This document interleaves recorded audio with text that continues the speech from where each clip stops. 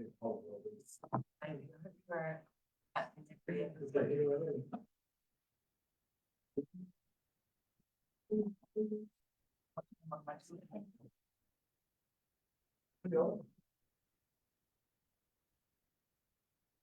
evening and welcome everyone. Welcome to our virtual gallery and our gallery here with us today. For those in the gallery, may I remind you, if you haven't done already, if you could please put your phone on silent and to remain quiet during the meeting, please. Please be standing for the acknowledgement country and Council Prayer, please. I would like to start the meeting by acknowledging and extending my appreciation for the Dja Dja Wurrung people, the traditional owners of the land we're standing on today. Today, we pay our respects to leaders and elders past, present and emerging, for they hold the memories, traditions, the culture and the hopes of all Dja Dja Wurrung people. The Council Prayer. Almighty God, we ask you to be present in this council. Direct and guide our deliberations. We ask you to grant us wisdom and sensitivity as we deal with the business of Central Goldfields Shire. May each decision that we make advance the well-being of all our residents. This we pray, Amen. Please be seated. All right, councillors, we have an agenda and there's no apologies and no leave of absence, so conflict of interest, please, councillors.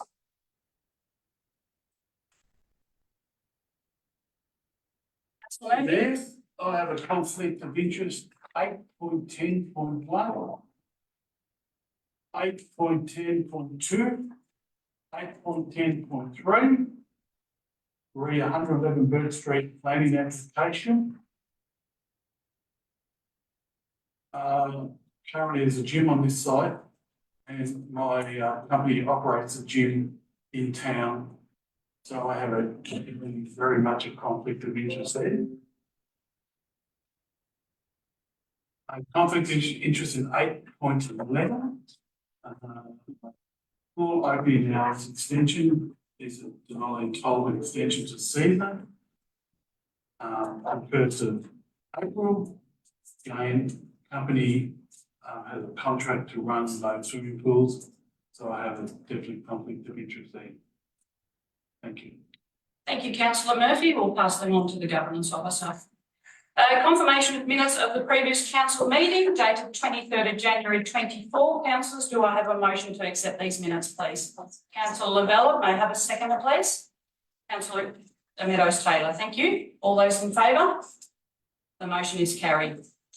There's no minutes of delegated and advisory committees and we have no petitions, so we'll go straight into the officers' reports. And starting with 8.1, which is the quarterly finance report. Councillors, do I have a motion for this report? Councillor Murphy, your motion is? To receive and note the attached financial report for the period to the 31st December 2023. And may I have a seconder for that motion, please? Councillor Lovett.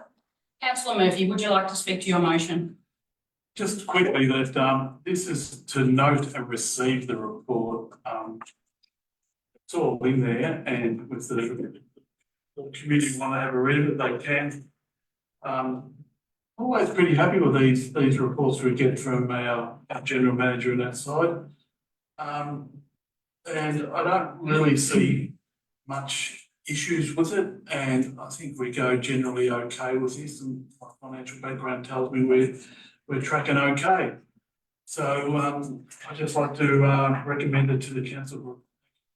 Thank you, Councillor Murphy. Councillor Lovett, would you like to speak to the motion? Nothing further. Any other councillors would like to speak to this motion? No? I'll put it to the vote. All those in favour? All those against? The motion is carried. Our next item is 8.2, the flood recovery update. Do I have a move for the motion, please? Councillor De Villiers. To move. Before I move the motion, I would just like to ask a question from one of the sorry, it's been a while, 4 weeks, it's a long time, from one of the officers. On page 25 of the agenda, in the conclusion, the quantum of flood recovery works has been revised down from the initial statement of $9.8 million to $4.3 million. Could you please explain how this works now? It's going to impact our finances and our spend. Manager for Infrastructure and Assets and Planning, Mr. Irving, would you like to answer that question? Yes, thank you for the question, councillor. So the NRFA program is a funded program which takes into account actual costs incurred, and it's not a fixed sum grant.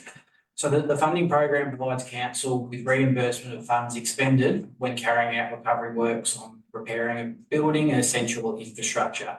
This covers on repair and rebuild of assets such as roads, bridges and drainage infrastructure. The program provides reimbursement of actual costs incurred through a claims process that requires extensive evidence of works, expenditure and condition of assets through both state and federal government approval processes.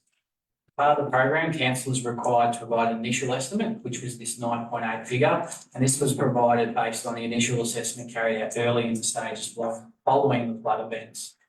As more extensive review of assets and actual costs have become known through the works program being delivered, the cost of the program funding has decreased. This is anticipated as the events of the nature estimates that were provided were conservative range to ensure worst possible outcomes were accommodated in the estimating. What this means is that we will still get the recovered costs come back from the program, but the actual cost that we are incurring has come down, and that estimation has come down accordingly. There won't be any there's certainly no anticipated shortfall between what we've spent and what we're looking to claim back at this point in time. Thank you very much for that response. I hope, did you understand that? I did get some of it. Thank you. Thank you very much, Mr. Irving. Now, the motion, yes? Yes, So the motion please. is that council received and notes the flood recovery update report noting the reduction in spend on DRFA works. Thank you, Councillor Villiers. Do I have a seconder for the motion, please, councillors? Councillor Sproul, would you like to speak to your motion, Councillor de Villiers?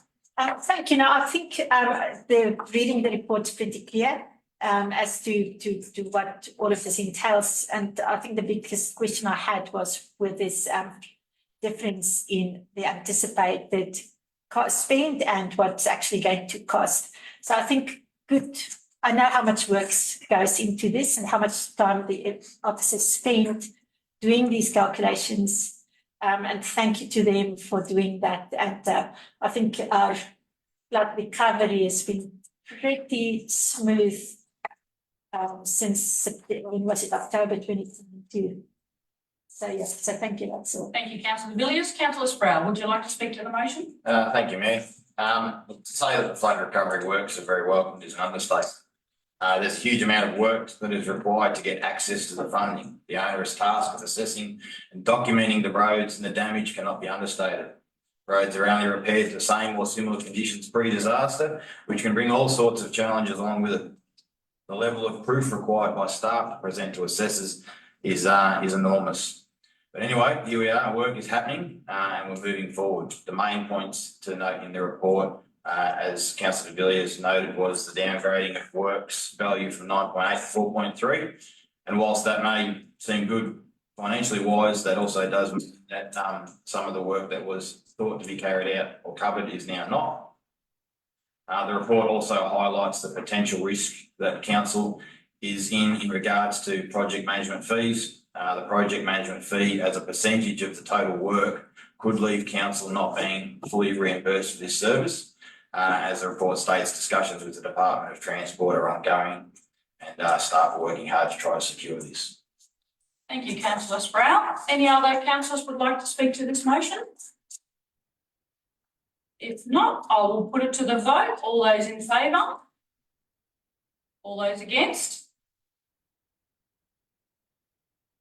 Councillor Murphy, did you vote? Yeah. Oh, sorry. All those against? Nil. The motion is carried. Moving on to 8.3, the forecast finance report. Councillors, do I have a mover for this motion? Councillor Murphy, your motion is? The recommendation that council receives, again, notes the attached financial forecast report for the period due to the 30th of June 24. No worries, thank you. Thank you, councillor Murphy. Do I have a second for the motion? I'll second. Councillor de Villiers, thank you very much. Would you like to speak to your motion, councillor Murphy? It's a forecast to the end of June, so this is about a forecast, which is comes in line. Everything really comes in line. I'd just like to talk a bit about the pet love of mine, parking fines. I don't know why people laugh. I think I'm a bit anal here at this table sometimes. They're very important, councillor Murphy. We got this parking situation up and running last year and the reduction in parking. So the budget is $75,000 in parking fines over a year. However, now we're anticipating $9,000. We originally anticipated to issue 1,150 parking fines over 12 months. What's happened is it's been reduced because people are doing the right thing. They're not parking in the post office. They're not parking on the streets. People are taking this up and said, I'm not going to pay. There's a few people I got fined twice. Once. Anyway, but at the end of the day, you drive past the post office and there's parking available. You drive around the streets and there's parking available. And what this means to me is that people are doing the right thing. So parking officers go out there and do what they need to do when they do it. And we're not paying a lot of fines, which you can put in no revenue, but at the end of the day, it's working and the community and the shop owners have got more parking out the front, which I'm, especially the post office, really happy about. The next one is really happy to Princess Park Cricket Wicket. The new funding announced in 23-24 year is happening to the forecast of this. I'll just read out a few things so the audience, the gallery can understand. The forecast cash impact on the business is a surplus of $3.2 million. The finance team has undertaken extensive departmental forecast reviews with all departments to discuss forecast revenue and expenditure for the period January 24 to June 24. The review has considered spend and income received year to date, comparison to budget, and any known changes to budget. The forecast has been influenced by external events such as flood repair works and the increasing CPI impact on cost of goods and services for the remainder of the financial year. There's also been several on-budget operating capital grants which has also impacted themselves. Thank you very much. Thank you, councillor Murphy. Councillor de Villiers, would you like to speak to the motion? Thank you, Madam Mayor. I think Councillor Murphy said it all. I did not get a fine yet, just so you know, for the record. Thank you. Thank you, councillor de Villiers. Would any other councillors like to speak to this motion? If not, I'll put it to the vote. All those in favour? All those against? The motion is carried. Next on the agenda is item 8.4, Tiny Towns Fund. Councillors, do I have a mover for this? Councillor Meadows-Taylor. Thank you, Madam Mayor. Yes, I'd like to move that council notes the application is made to the Tiny Towns Fund. 2, notes the support offered to community groups. And 3, commits the required co-contribution in any successful applications to Council's 2024-25 budget. Thank you, councillor Meadows-Taylor. Do I have a seconder, please? Second. Councillor Lavella. Would you like to speak to your motion, councillor Meadows-Taylor? Thank you, Madam Mayor. Out of small, minute seeds, great trees grow. And so it is with the Tiny Towns Fund.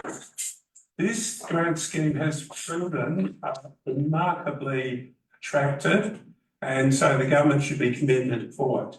It's a potent reminder that, in fact, other than Maryborough, all our communities are under the definition of the grant, which is under 5,000 population tiny towns. So it's opened up a range of opportunities, and often smaller communities are ones that, I'm not saying they miss out, but often we have to consider where the bulk of our population is. So these grants offer an opportunity to fund things that otherwise might be harder to fund.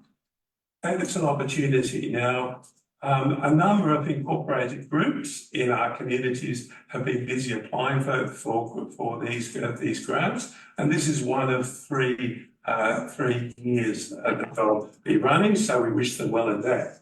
It is to be commended that our staff have got together across the various departments and have put together a list of key priorities across the Shire and across communities based on council plan priorities, community plan priorities, and our own assessment of needs, capital needs.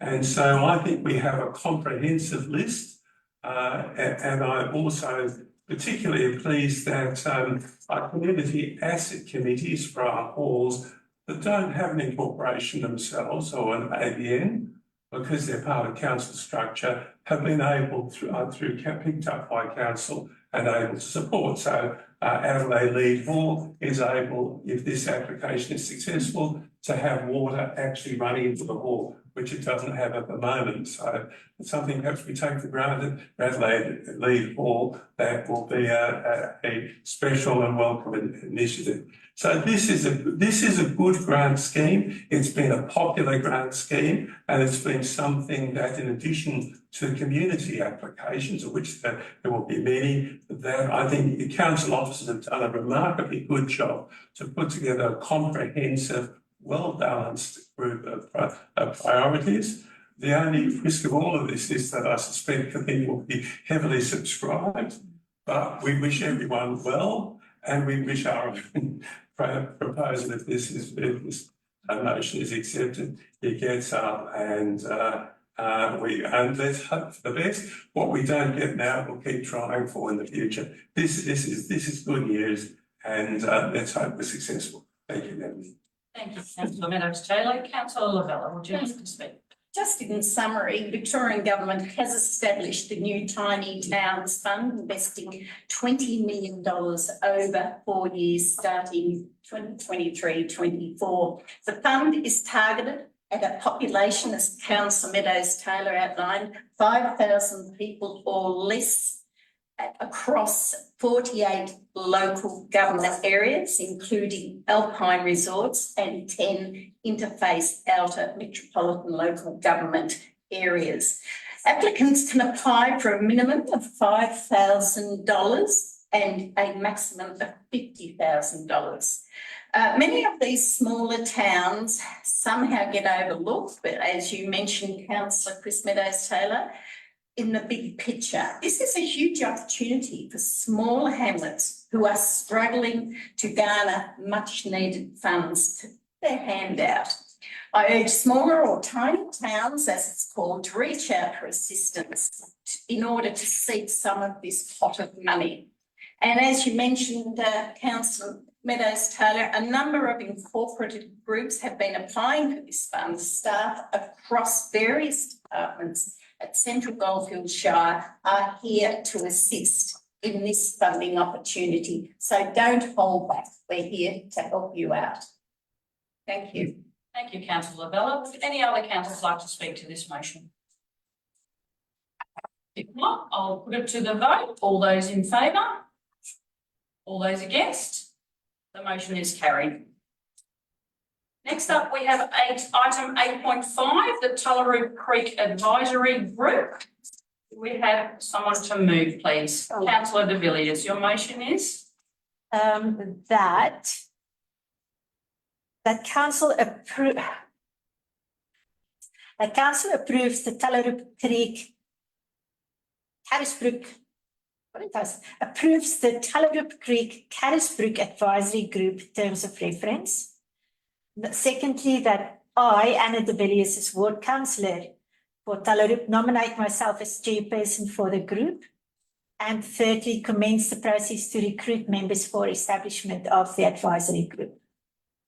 Are you making an amendment to the motion? By putting- Councillor Clubbeck, Yes. is that an amendment? I don't believe it is. No? Okay, that's fine. Do I have a seconder for the motion, please? Also second. Councillor Lavella, would you like to speak to the motion?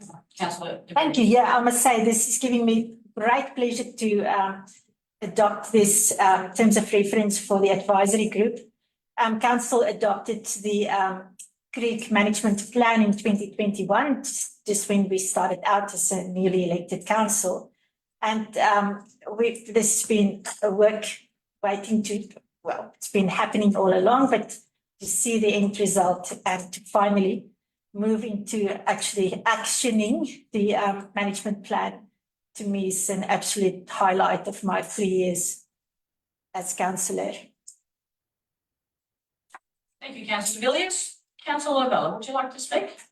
Yes, thank you. Now, just for clarity within the terms of reference for this group, the advisory function is responsibilities of group members are provide advice and guidance to the council and its executive on matters related to creek environs management, including planning, infrastructure, development, safety measures and environmental impact, and of course, community engagement. To also support the capacity building within the community to understand the practices and different accountabilities each agency or partner, whatever you like to call them, delivers upon the delivers for effective management of the creek environment. It will also support the delivery of the waterway management plan for Carisbrook and act as a liaison between council, local community and other stakeholders, facilitating effective communication and engagement.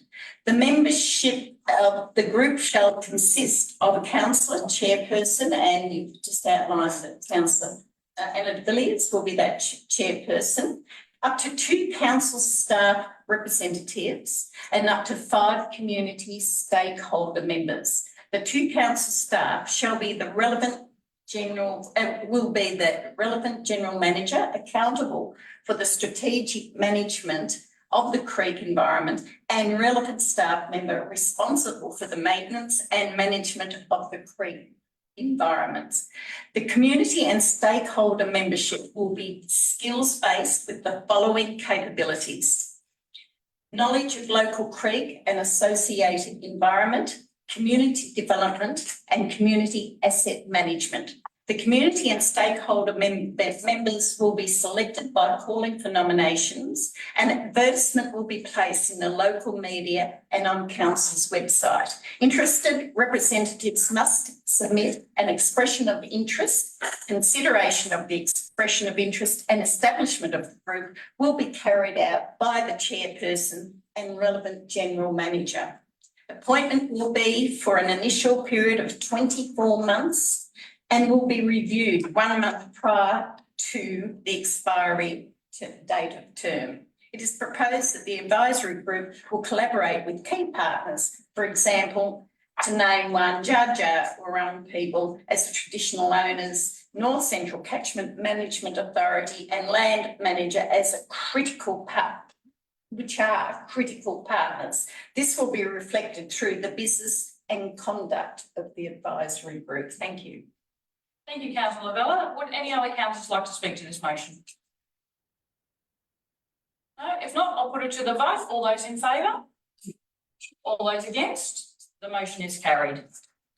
Next, we have item 8.6, the domestic wastewater management plan. Would a councillor like to move that, please? Councillor Meadows-Taylor. Thank you, Madam Mayor. I'd like to move that council adopt the Central Goldfields Shire Council Domestic Wastewater Management Plan 2023-2028.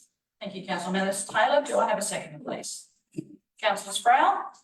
Councillor Meadows-Taylor, would you like to speak to your motion? Thank you, Madam Mayor. It's probably the worst kept secret that I find wastewater management incredibly exciting and full of opportunity.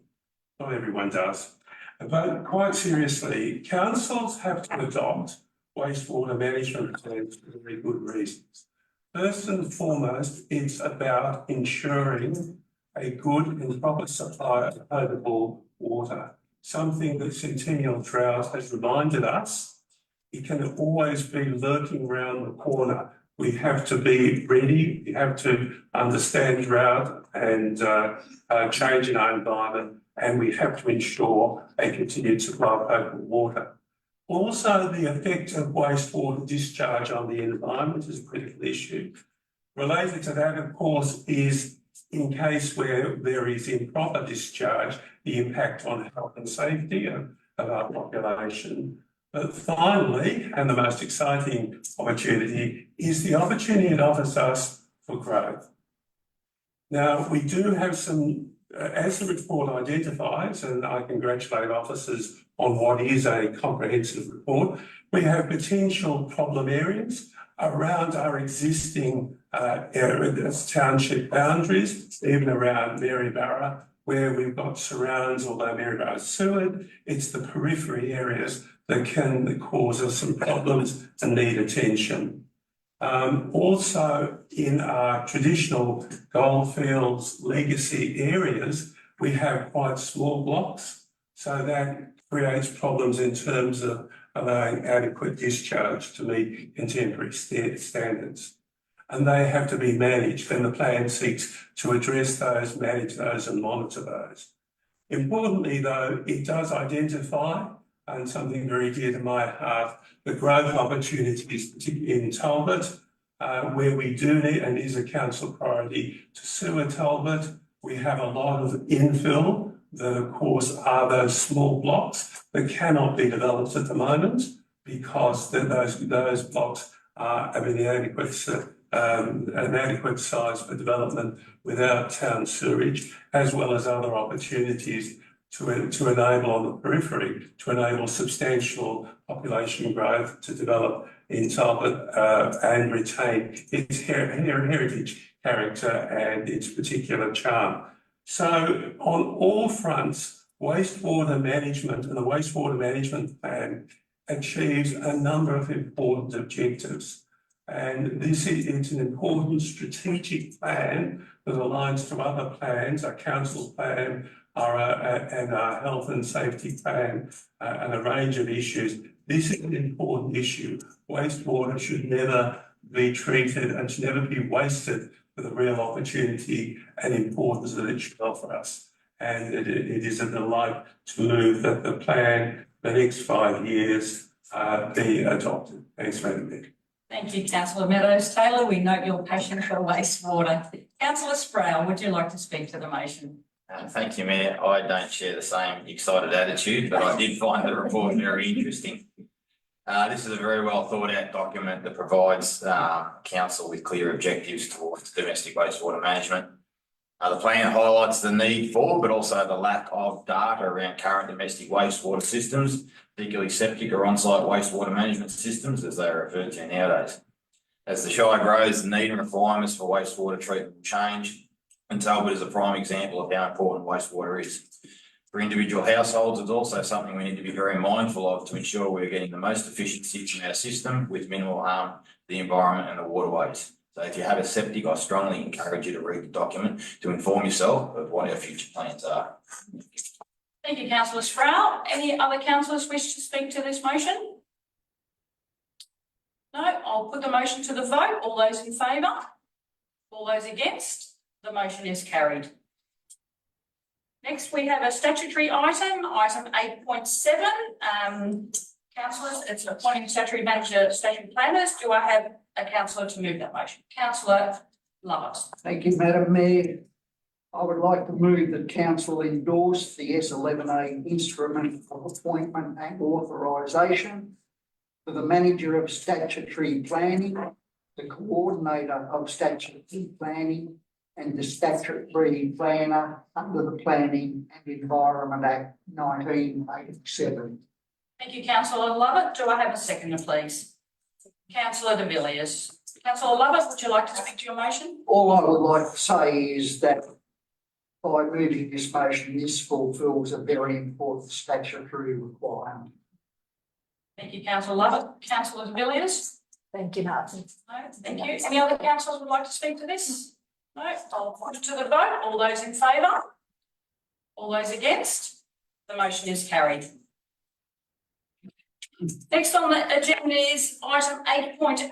It's a contract one. Do I have a councillor to move that, please? Oh, councillor Lovett, thank you. Thank you, Madam Mayor. Sorry, I was looking the other way. I would like to move that Council 1 awards the contract G 1850-2023Q independent chairperson for the Chief Executive Officer Employment Matters Committee to Wensler Family Trust, trading as Cellcorp Proprietary Limited, for the contract sum of $18,000 exclusive of GST for the 4-year term. 2, appoint Miss Christine Moylan of Windsor Family Trust, trading as Cellcorp Proprietary Limited, as an independent chairperson of the CEO Employment Matters Advisory Committee. 3, notes that the initial term of the contract G 1850/2023Q is 2 years, and the contract G 18502/2023 may be extended for another 2 years at the sole discretion of the council. And 4, authorises the general manager corporate performance to do all things necessary to execute the contract G 1850/2023Q on behalf of the council. Thank you, councillor Lovett. Do I have a second of the motion? Councillor Meadows Taylor. Councillor Lovett, would you like to speak to the Thank you, motion? Madam Mayor. The CEO Employment Matters Advisory Committee is a requirement under the Local Government Act. And on that committee are 3 councillors, currently made up of the Mayor, Councillor Meadows Taylor and myself, under an independent chairperson. Now, we find it necessary to appoint a new independent chairperson as the previous chairperson resigned from the position. We advertised this position late last year, and over the Christmas period, we received applications, and the advisory committee decided to do a face-to-face interview. My recollection is early in the new year. I have to say, and I think I speak on behalf of the other 2 members of the committee, we were all highly impressed by the experience and knowledge of local government the recommended chairperson has shown. She demonstrated a wide experience of local government, and I believe we will certainly benefit from this experience. She's been involved with a number of metropolitan local councils, large regional councils, and a number of rural councils throughout Victoria, along with heavy involvement with local government big. So I think this is an excellent person, and we as a council will benefit from her involvement with us. Thank you, councillor Lovett. Councillor Meadows Taylor, would you like to speak? Thanks, Madam Mayor. Look, certainly to endorse Councillor Lovett's comments about the suitability of this contract. And this is a specialised area, and we were so lucky, I think, to have a contractor come forward with the range of skills as Councillor Lovett's identified. The reality is that this is not just a machinery task. Yes, performance management and remuneration administration and selection. There are times when there's some sensitive and difficult issues that come up in the relationship between any council and its CEO, and they have to be managed carefully, sensitively, and with experience and good judgment. Should those issues come up, I think again, speaking from, on behalf of the 3 of us on that committee, I have the absolute confidence that the contractor will bring those skills, bring that experience, bring that good judgment to the benefit of this council and to the benefit of the relationship between the CEO and the council. Thank you, Madam Mayor. Thank you, Councillor Taylor. Would any other councillors like to speak to this motion? No, I'll put it to the vote. All those in favour? All those against? The motion is carried. Next on the agenda, we've got item 8.9, which is the Council Action Plan Q2. Do I have a councillor to move that, please? Councillor de Villiers. Thank you, Madam Mayor. This is the one that I always claim to move because I love going through the council action plan and just tick off what's been done and what is still going to happen. Every year, we as a councillor group meet with officers to determine what items should go on this action plan, using the council plan as a guideline. So I would like to move that council note the council plan annual action plan 2023-24 progress report for Q2. Thank you, Councillor de Villiers. Councillor Mills-Taylor. Councillor de Villiers, would you like to speak to your motion? Thank you, Madam Mayor. I think I've said it all already. That's fine. Thank you. So I think it makes for interesting reading, and it's interesting to note which items have been, where items are in terms of progress. And only, I think, 6 items have not been started yet. And that's because we are either waiting for funding or hoping to get some funding, or because there's some planning that needs to be done prior to progressing. So thank you. Thank you, Councillor de Villiers. Would you like to speak to your second, Councillor Harris-Taylor? Thank you, Madam Mayor. As Councillor de Villiers has said, look, there's only a small number of items that have to be put off to another time because of funding or for some other reason. 62 items are underway. Now, when you still hear people say, and often it's on social media, whilst the council should stick to roads, rates and rubbish, well, have a look at those 62, have a look at those other items. Each one of those benefits some groups in our community. And I think I just wish those people that say councils should stick to roads, rates and rubbish, think more, what would you get rid of the services to people, to maternal child welfare, youth go goldfields, families, sports, recreation, older citizen, the list goes on and on and on. Tourists, economic development.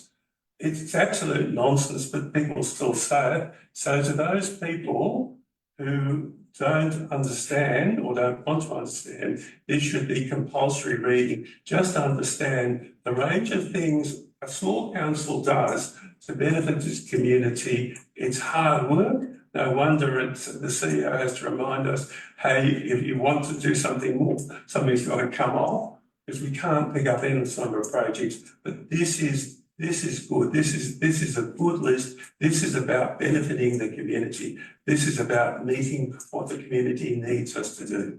And well done, officers. Well done all. Thank you. Thank you, Councillor Meadows-Taylor. Would any other councillors like to speak to this?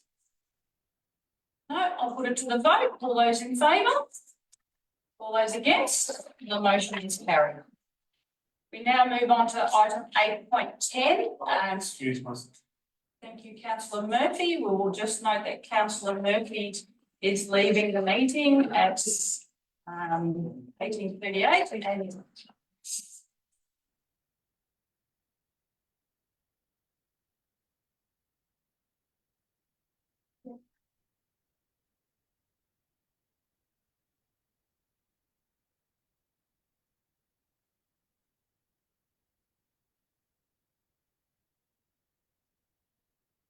Item 8.10, it's 111 Bourke Street Maryborough planning application. Councillor Sproul.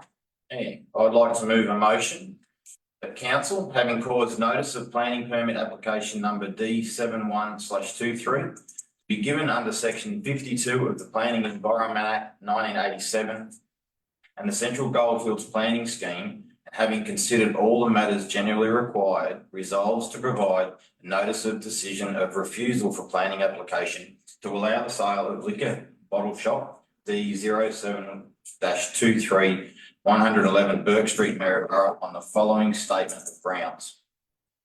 Number one, when considering clause 52.27 of the Central Goldfield Shire Planning Scheme, the cumulative impact of the existing and proposed licensed premises is likely to impact negatively on the surrounding area. Two, when considering clause 71.02-3 of the Central Goldfields Shire Planning Scheme to require integrated decision-making, there is no net community benefit or evidence that the social needs of the community have been met when balancing conflicting objectives that further proliferates the number of liquor licenses in the area. And three, there is a statistical evidence of disadvantage within the Shire and an unacceptable level of alcohol and drug-related problems within families in comparison to the rest of Victoria to permit the increase in the number of liquor licenses in the area. Thank you, councillor Sproul. Do I have a seconder for councillor Sproul's motion? Councillor de Villiers. Councillor Sproul, would you like to speak to your motion? Thank you. I've said this before, and this isn't an easy decision to make. There's been a fair bit of public comment, which I always welcome, but a lot of that commentary is around the gym, feeling that council are somewhat choosing between the two. I'm sympathetic to the community's concerns, but I must be 100% clear this motion has absolutely nothing to do with the gym. Council does not and should not get involved with private business arrangements. The decision that is before us is simply whether we should grant a liquor licence or not. Anything that follows on from that is not a responsibility of council or councillors. As harsh as this may sound, it is irrelevant. However, this would have to be one motion with the most community interest and submissions or objections that I've had to decide on. I want to acknowledge everyone that's provided input into the matter. The word alcohol appears in the Central Goldfields Shire Health and Wellbeing Plan 2021 to 2025 21 times. It's needless to say that alcohol is a contributing factor to various health concerns within our Shire. As per the officer's report, there are 19 venues within a 500-metre radius of the proposed venue. These are a mix of both consume in and pre-packaged take-home outlets. Where do we stop? This licence application is for pre-packaged takeaway alcohol. In the Health and Wellbeing report, it states that if the Central Goldfields Shire was 100 people, 59 would consume more than 10 alcoholic beverages per week. 43 have been diagnosed with anxiety or depression in their lifetime. 14 sought help for a mental health concern in the last 12 months, and 3 require police to attend a family violence incident each year. Our plan also identifies reducing the harms from alcohol. This can be achieved through various opportunities, such as limiting or reducing the number of venues that alcohol can be purchased. Another stat some might not know is that our health and wellbeing story shows that since COVID, the number of people who drink more rose by 12%.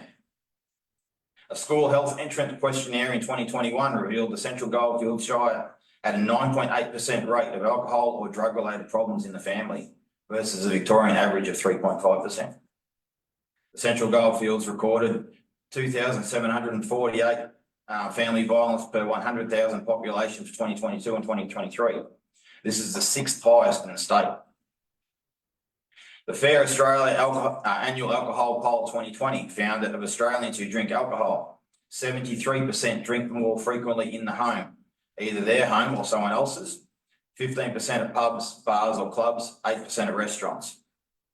The home is the most frequent place to drink alcohol for all age groups. 62% of people aged 18 to 24 and 61% of people aged 25 to 34. For Australians who drink alcohol, 67% report drinking the largest quantity of alcohol on a single occasion at home. The poll also reports that 40% of Australians have been affected by alcohol-fueled violence in the past, including personally themselves of 18%, a friend of 21%, and also a family member of 18%. 28% of parents or guardians with children under the age of 18 report that their child has been harmed or put at risk of harm because of someone else's drinking. A Vic Health study, Social Harms of Pre-Packaged Liquor, reports that research from the US and Australia has shown that higher densities of packaged liquor outlets have been associated with detrimental health outcomes and violence. It also went on to highlight that using the Victorian Police assault data, the density of packaged liquor outlets correlated with assaults in disadvantaged and advantaged suburbs. La Trobe University study packaged liquor in Victoria 2001-2016 states previous research has demonstrated changes in the supply of alcohol through the density and type of packaged liquor outlets has the potential to influence rates of consumption and alcohol-related harm. For example, longitudinal studies in Victoria have demonstrated that increases in density of packaged liquor outlets at the postcode level are associated with increases in rates of family violence and chronic disease. These findings are broadly supported by a growing international literature demonstrating that changing alcohol availability and trading hours and outlet density is an important driver of rates of alcohol-related harm. There are numerous similar types of studies that continue to highlight the connection between alcohol and disadvantage, family violence and poor health. There are also studies that link the supply or number of take-home packaged alcohol venues can have a negative effect on these issues. The study also found in 2016 Central Goldfields was found to have the equivalent of 71 packaged outlets per 100,000 population. This is at the upper end of outlet distribution, given the Victorian average is 33.9. A paper called The Art of Community Alcohol-Related Harm workshop summary highlights the challenges that planning departments may have, given that planning is not concerned with the notion of harm. The report suggests that specific policies, strategies and frameworks, as well as planning policies, may be required to assist planning in their decisions, but these works can often be resource intensive and costly. This has the ability to further entrench disadvantaged communities through the lack of available resources to perform such work. The ability for council to make determinations based on evidence already accumulated should be reason enough in some cases without the need for lengthy and costly processes or procedures. Perhaps, as suggested in the report, the state government could do a little bit more of the heavy lifting in this area. I asked at the start, where do we stop? But the question should be, where do we start? The answer is right here. We have an opportunity to make a stand. It probably won't solve all the problems in our community, but it might help moving forward. Yes, this motion is about liquor licences, but it is also about community health and wellbeing.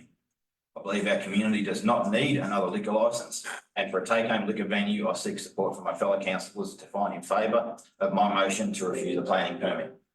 Thank you. Thank you, Councillor Sproul. Councillor de Villiers, would you like to speak?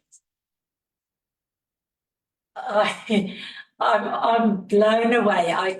The statistics that Councillor Sproul mentioned is really impressive, and you've done your research, that's for sure. And I fully concur with what you've said. And I think the statistics does the talking for us.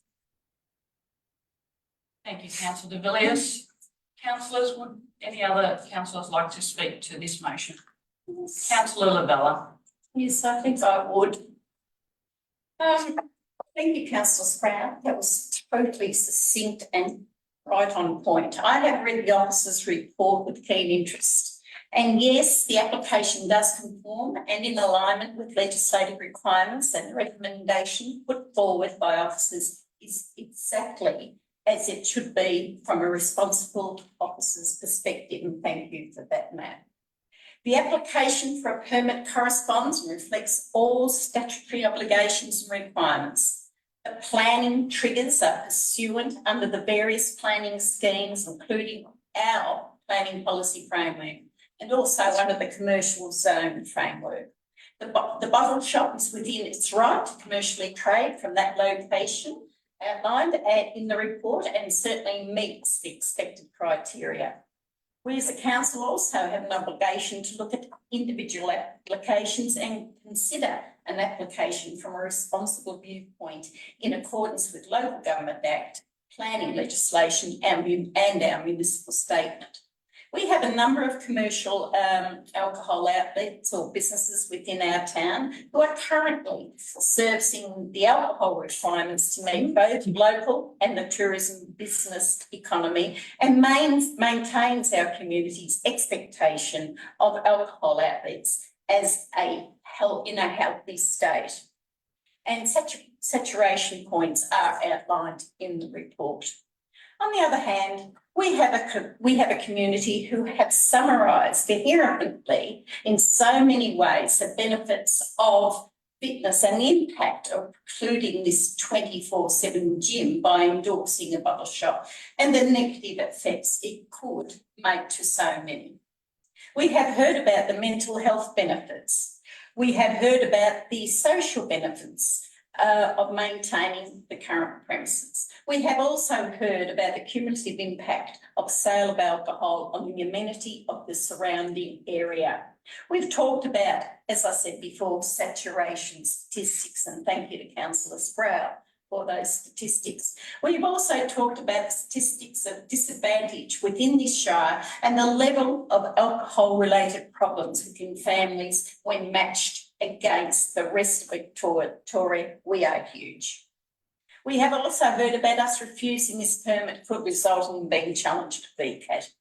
Therefore, from my viewpoint, I do not believe we need another liquor sales outlet, in particular in that location. I do not believe we should dilute the commercial aspect, not that we should involve ourselves in commercial interests. However, from the existing commercial businesses who provide alcohol, and more so, we should support the health benefits that the current proprietor supplies. Health benefits, both mental and physical fitness, in my mind, far outweighs the benefits of alcohol consumption. Therefore, in this instance, I will certainly support the community in not approving the original recommendation, but I will support Councillor Sproul's recommendation. Thank you. Thank you, Councillor Lavella. Any other councillors wish to speak? Councillor Lovett.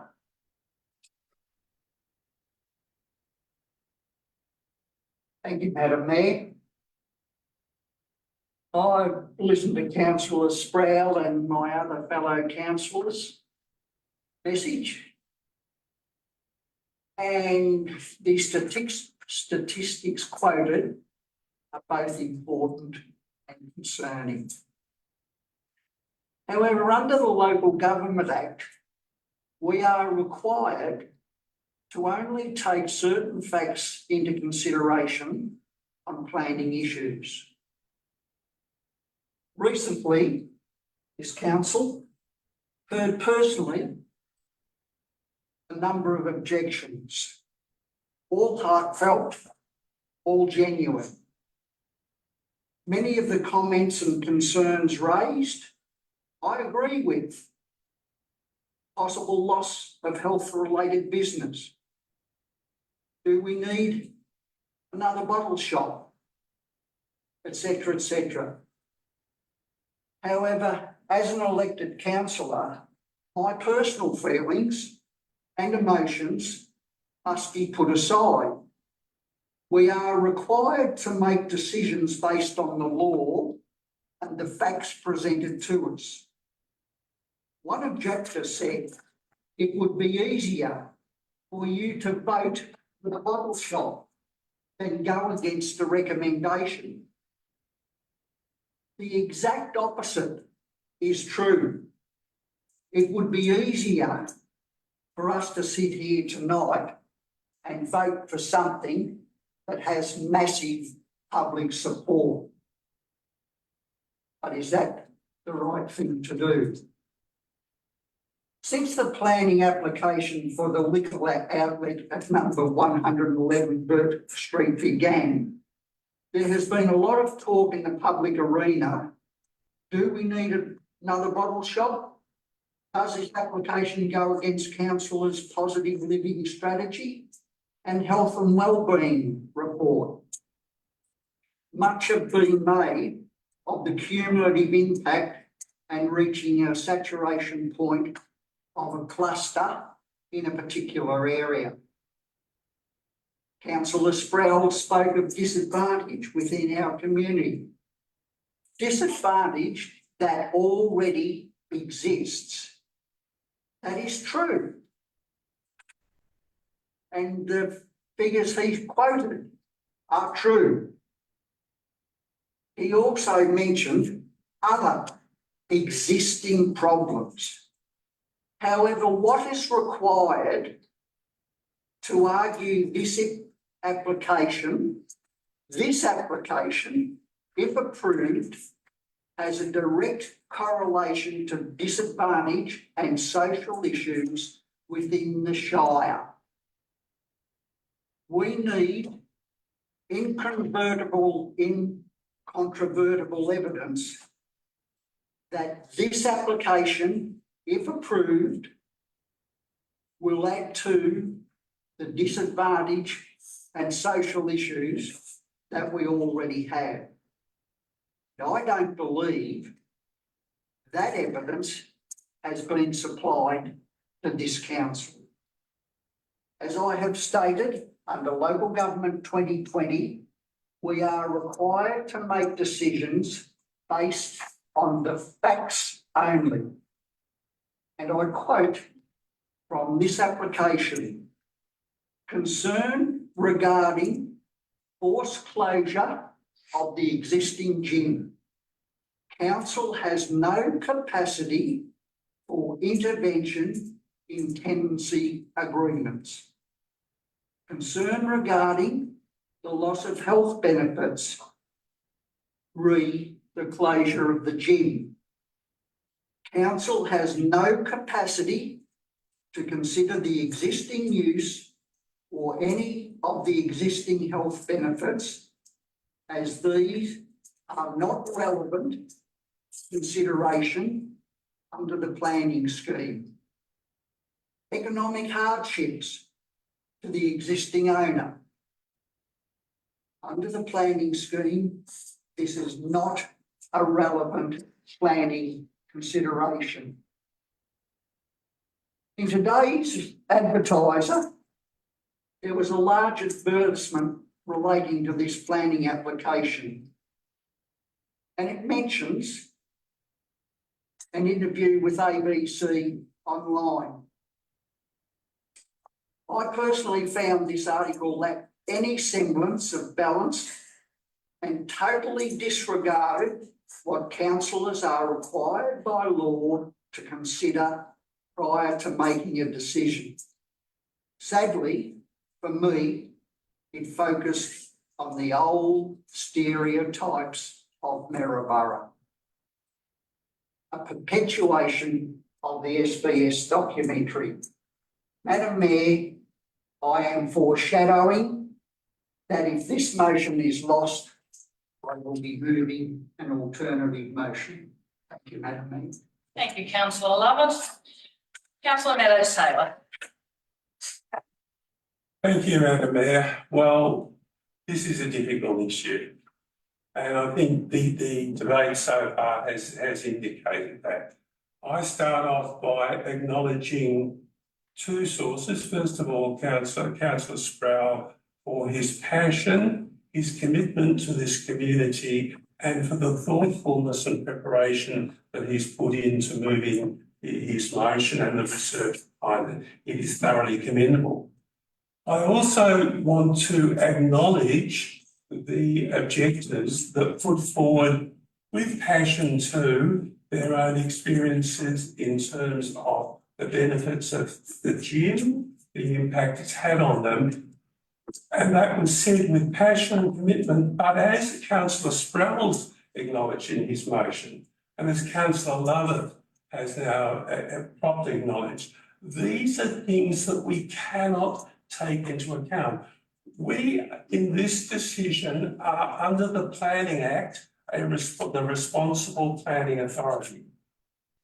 And as a responsible planning authority, there are certain things that are admissible. It's a bit like a court in some ways. And, you know, we all see TV and read about things in the paper that are admissible and not admissible. And there's certain things that our community and people who presented to us would allow us to take into account. Perhaps we'd like to, but the correct decision is that we can't because they are not admissible as a responsible planning authority. And so the issues with Jim, and yes, I think they're fantastic stories that we've heard, are wonderful, but we cannot take those into account. What we can take into account, and Councillor Sproul has referred to it, is the health benefits. Section 65 of the Planning Act does enable us to take into account the effect on human health. But, and I've thought long and hard about this, does the addition of the additional, if this goes ahead, an additional liquor outlet actually give us grounds to responsibly, as a responsible planning authority, do we have that hard evidence to say that it will be detrimental? Now, my sad conclusion in a lot of ways is that we can't. And there is significant access as it is. I don't believe that we could sustain a case that one more outlet will make any difference. If people want access to liquor, they will get it. Prohibition may have taught in history may have taught us a few things. The issue, is there an issue about excessive consumption of alcohol, health issues? Absolutely there is. But the way to address that is through proper education. This council has put a huge emphasis on getting that right through Go Goldfields, positioning our young people to do well in the education system, to benefit more from it. And so our focus on education at all levels, on creating options, that is what we need to do. But this, I just cannot accept, unfortunately, that that by refusing this, we could actually sustain the case about the effect on human health. I believe as a responsible planning authority, the planning officer's advice is the correct advice.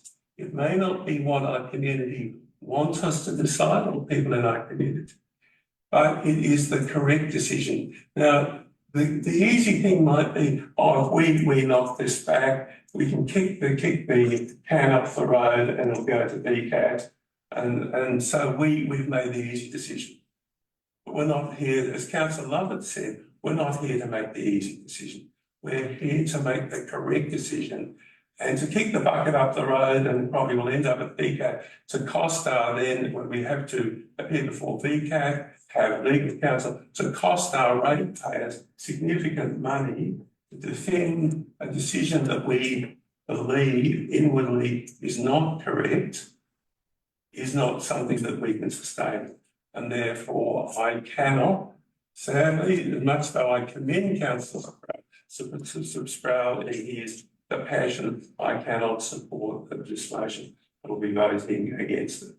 Thanks, Madam Thank Mayor. you, Councillor Meadows-Taylor. Councillor Sproul, you have a right of reply. Thank you, Mayor. Like I said, we are more than a planning authority, although really what we are debating here is a planning issue. As stated in my initial speech, there are many studies that show increases in the density of sales outlets. Whilst they are not present in the report, that only means they were not relevant to the planning department at the time. They are very relevant to the community, which is who we are here to help represent. I would also argue that the liquor licenses are relevant to planning, given the advice from Vic Health states that the implementation of specific planning conditions to the planning scheme would assist in councils in managing liquor sales within their shire. As previously mentioned, this process is costly and laborious and has a disadvantage to smaller shires who may not be able to proceed with that work. I will concede that blurring the lines between the gym and the liquor license has given the implication that they are connected. This has had an effect. The community's input is extremely important, and their calls for a refusal of a liquor licence are more than warranted through the explanations given prior in my initial speech. Those concerns should not go unheard. However, public opinion doesn't always agree with planning decisions. In this case, there is no denying that the increase of density of take-home liquor venues has negative effects on the communities, and we have an opportunity to try and prevent that. Thank you, Councillor Sproul. I will now put this motion to the vote. All those in favour? All those in favour Of Councillor Councillor Sproul's motion to deny a liquor application. All those against? The motion is carried. Our final item on the agenda is item 8.11, pool opening hours extension. Do I have a mover for this motion? Madam Mayor, Councillor Meadows Taylor. I have to move the council approve a variation contract G1083-16, management of Maryborough Sports and Leisure Centre and swimming pools to extend the operation of the Denali and Talbot outdoor pools until 1st of April 2024. Madam Mayor, I wasn't quick enough. I had a question. Sure. Would you like to ask a Please, question yes. of the officer? I think it's pretty relevant. As a parent and as an educator, I've noticed that the extension date of the opening hours of the pool the school holidays start with the long weekend, Easter weekend, and goes for 2 weeks. The extension goes until the Monday of the Easter weekend, so we're not including the school holidays in this. So I would just like to ask clarification of this. Our acting CEO, Ms. Little, would you like to answer that question for Councillor Williams, please? Thank you. Thank you, Mayor. Thank you, Mayor. Our outdoor pools are only open when it's above 25 degrees. Average temperatures in April in Central Goldfields Shire are 21 degrees, and in 2023, in April, only 2 days of the month reached above those temperatures. Unfortunately, there's minimum level costs that have to be maintained regardless of whether the pool is open or not. So a decision has been made based on preceding weather events and the likelihood of it being open. Thank you so much for that clarification. It's amazing to think we've got cold weather in April when we're sweltering at the moment. I would like to ask for a seconder for the motion. I'll See. Councillor Lavella. Councillor Meadows Taylor, would you like to speak to the motion? Thank you, Madam Mayor. Every dark cloud has a silver lining. Now, the closure of our prized heritage Maryborough Pool is something that our community are concerned about, as we are as a council. And we've worked hard, and I give council officers credit for their work. And we remain hopeful that we will secure major Commonwealth funding to match with our own, which we have to take a loan, so that we can rebuild this prized heritage asset and it can be of the fine standard it was, because fair wear and tear after all these years, it now needs major work. And so it is closed. Now, I think that's been a sad decision, but a necessary decision. The popular decision, and it has been very popular, the council has made, is to try and offer some compensation to the community, is to offer free access to the outdoor pools in Denali and Talbot. And that's proven immensely popular and immensely successful. And families have really enjoyed it. Our community love freebies. Most people love freebies. But one of the things that people often say, oh, if only the pools were open a bit longer. And as we know, it seems to be what traditionally been called an Indian summer. It's very much an Australian summer now, where we do get some hot weather quite late in the season. So I think this proposal to extend the operation of the Denali and Talbot outdoor pool till 1st of April will be 2024 will be incredibly welcome. It will build on what is already a very, very popular initiative, and it will mean free access to outdoor pools. And if we have any luck and we get the grant, we're able to undertake the major repairs on the Maryborough pool. That will be a fine thing. In the meantime, we have something that I think is a very good offering and a very popular offering, and this will just enhance it. Thanks, Madam Mayor. Thank you very much, Councillor Meadows Taylor. Councillor de Villiers, would you like to speak to the motion? Oh, sorry, councillor Joyce Develop, would you like to speak to the motion? Just given that our 82-year-old pool is closed until further notice and extensive funds, and the Maryborough Leisure Centre is also closed for repairs, to me, this is common sense to accommodate the community who love swimming and going to swimming.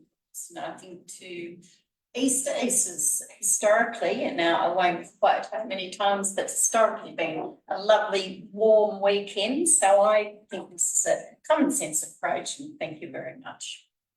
Thank you, councillor Vella. Would any other councillors like to speak to this motion? I'll put the motion to the vote. All those in favour? All those against? The motion is carried. That concludes our officers' reports for this meeting. We have no council reports or general business. There's no notice of motion. Any urgent business? No. No confidential business. So I would like to close the meeting. Thank you, gallery. Thank you, virtual gallery. Please, everyone, stay safe with the extreme weather tomorrow. Please keep up to date with the Vic Emergency app and leave before it gets too bad, please. And everyone stay safe. Thank you.